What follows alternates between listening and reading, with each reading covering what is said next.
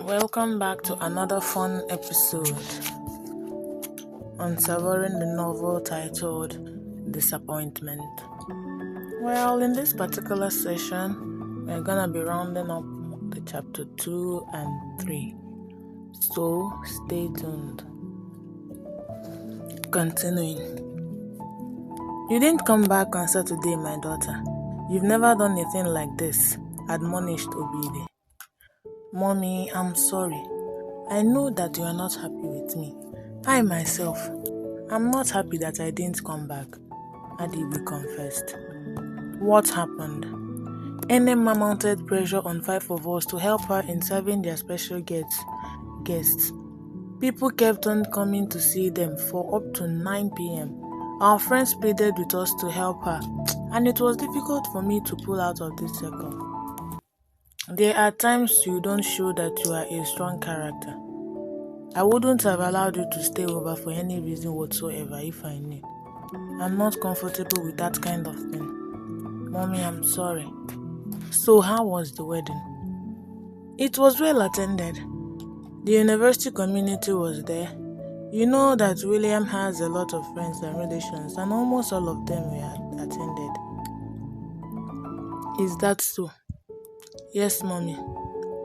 I hope your mood did not change along the line. I was stable throughout the occasion, Mommy. The big girl. Mommy, take it easy. No matter how stable you are, the thought of yourself must have actually worried you because you were supposed to be the celebrant of that occasion. It's natural, Mommy. Isn't it better that we think about how to solve the problems arising from such thinking? Possible emotional problems. My thinking is that you should accept the proposal from Dikog. You won an essay competition on the topic. One good turn deserves another, didn't you? I did, Mommy. If one good turn deserves another, why not Dikog? Adiwe was silent for more than 5 minutes. The last time she thought about the subject, the essay topic from Dr. Allen came to her mind, and when she related it to Dikog, she admitted to herself that the young man deserves everything. But you know, Mommy, that this kind of marriage at this stage in my life will foreclose the possibility of university education as a young person. Isn't that a problem? Adibi asked. I don't want you to take me back to an issue we had concluded in the past. Boldly say no to this proposal if you are sure you don't want him. Reject it with vehemence and be sure that your mother will never talk about it. Your parents are only interested in your marriage and to carry your marriage to a caring and loving young man and not a man of riches, esteem and cunningness. To me, Mommy, all the fuss about this matter is much ado about nothing.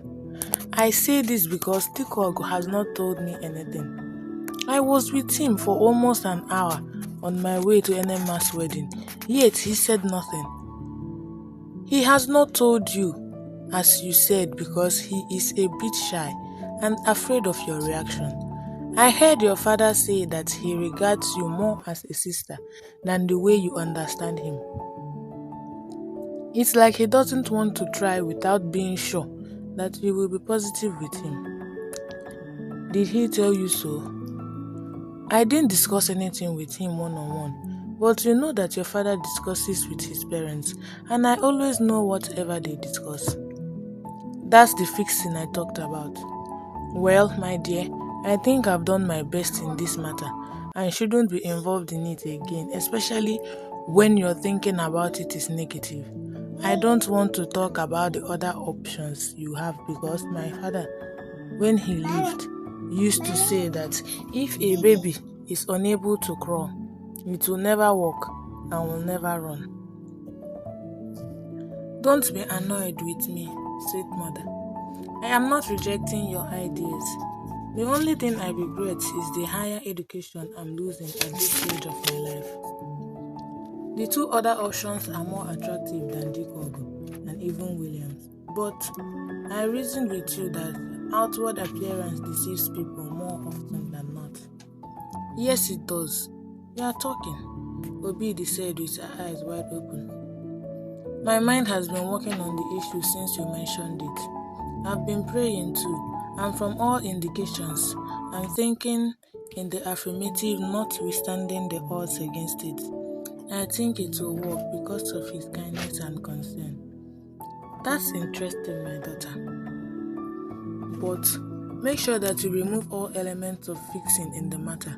You don't like the word fixing, but in this context, there is no other word more appropriate than it.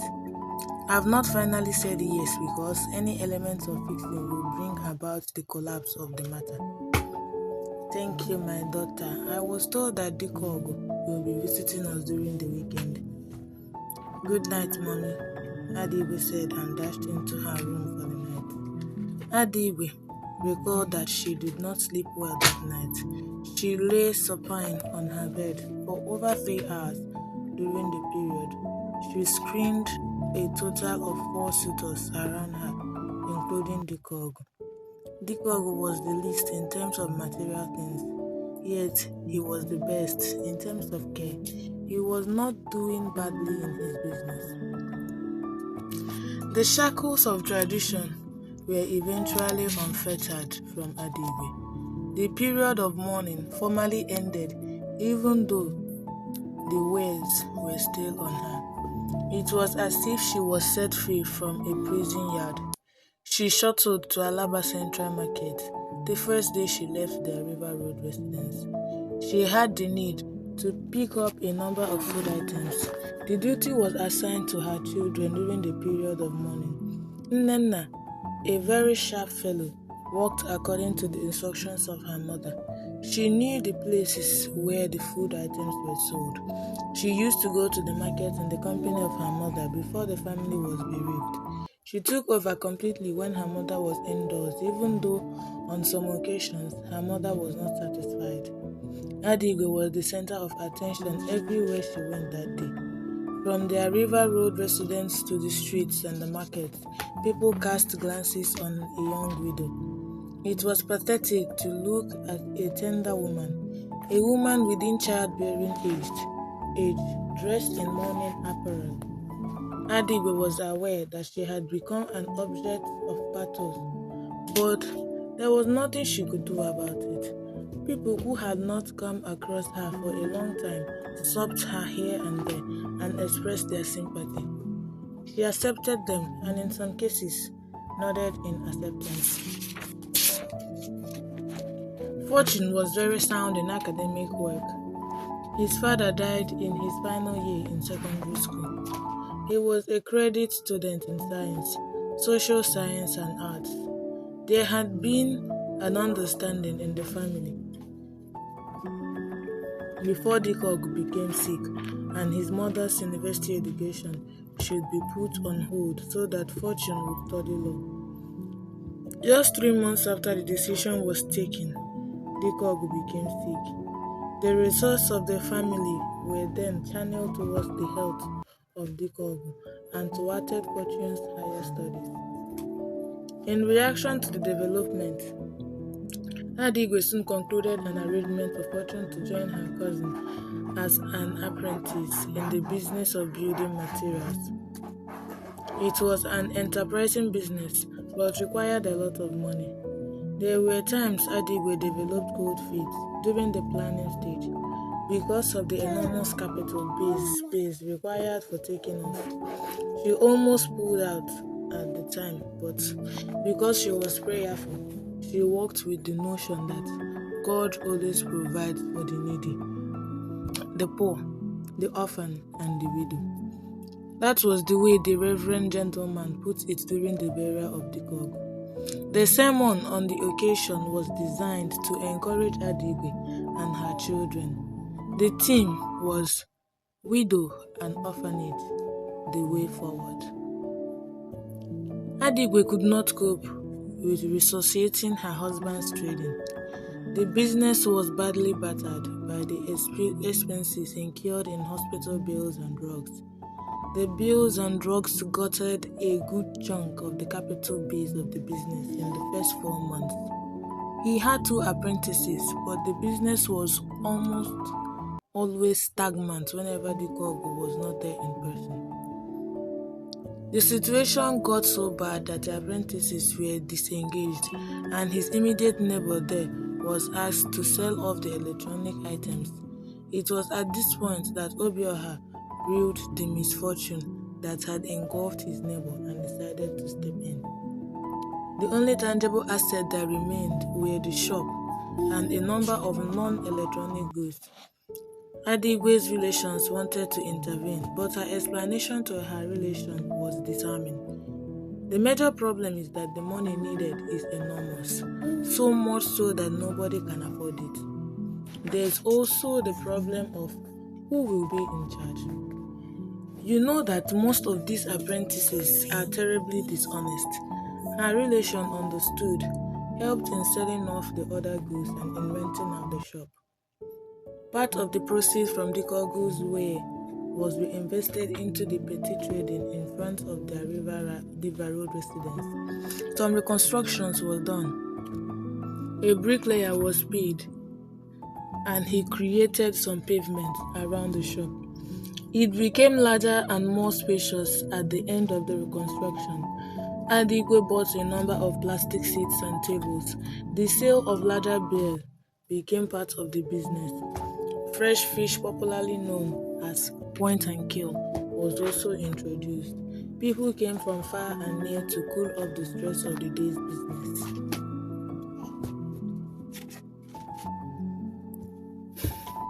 The business was run on shift basis. Nnenna and the younger ones always opened and cleaned up the place every morning as part of their morning functions. That was always before 7 a.m., a time when their mother took over from them so that they could go to school.